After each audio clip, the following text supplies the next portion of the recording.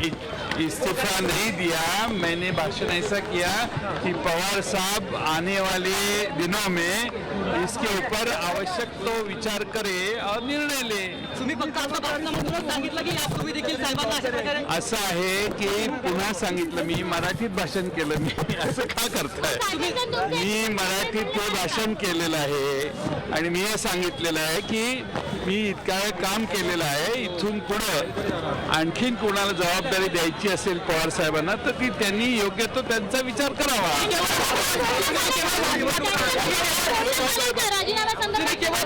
सांगितलं की यापूर्वी देखील साहेबांना भेटून प्रत्यक्षरित्या तुम्ही सांगितलं मी भाषण केलं ना, आता त्याच्या मागे कशाला तुम्ही जाताय?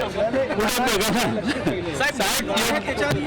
साहेब, असं आहे की मी गेले 7 वर्ष हे काम करतोय। साहेबांना आणखीन वेगळा विचार करायला मुभा दिली पाहिजे, त्यांना योग्य तो निर्णय घ्यायची तयारी त्यांना मोकळीक दिली पाहिजे आणि ते योग्य त्या बाबतीत सर्वांशी चर्चा करून निर्णय घेतील। स्थानिक स्वराज्य संस्थांच्या निवडणुका आहेत तरी तुम्ही असा निर्णय का घेताय, म्हणजे असं विधान का घेताय? असं आहे, मी 7 वर्ष ते काम करतोय आणि त्यामुळे साहेबांनी त्याच्यावर योग्य तो निर्णय करून पुढं काय करायचं ठरवावं, यासाठी त्यांना मोकळीक देणं आवश्यक आहे। या पदासाठी मी नाव कसं सुचवू शकतो? तुम्ही चौकशी करा जरा।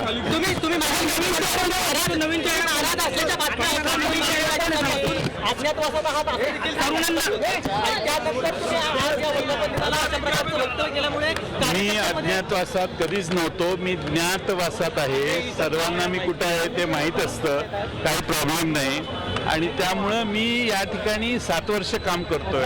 मी साहेबांना सगळे अधिकार आहेतच, मी देणारा कोण? त्यामुळे साहेब याच्यावर योग्य तो निर्णय घेतील आणि त्यांनी भाषणातही सांगितलं सर्वांशी चर्चा विचार विनिमय करून पुढं काय करायचं याचा निर्णय साहेब घेतील।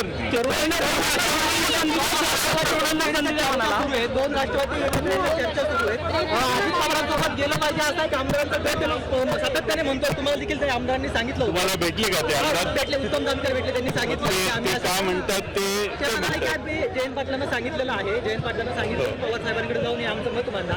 या सगळ्या चर्चा ज्या आहेत त्या सुरू आहेत, आमदारांच्या चर्चा सुरू आहेत। या पार्श्वभूमीवरती तुम्ही प्रदेशाध्यक्ष पदावरून लांब राहायचा निर्णय घेता? मग पुढे काय असं आहे का? या दोन्ही राष्ट्रवादी एकत्र येतील असं तुम्हाला वाटतंय का? आणि त्यापूर्वी तुम्ही प्रदेशाध्यक्ष पदावरून लांब घेतात? काय मला माहित नाही काय होणार आहे ते, पण मला असं वाटलं की आता सगळे एकत्रित गोळा झालेले आहेत, आपण ही इच्छा व्यक्त करावी। मग साहेब पुढं त्यांना जे योग्य वाटतं, शेवटी साहेब जे म्हणतील तेच अंतिम असतं, त्यामुळे साहेब जे ठरवतील ते पुढं चालू राहील। नाही 7 वर्ष काम केलेलं आहे। नवीन चेहरा कोण येतो?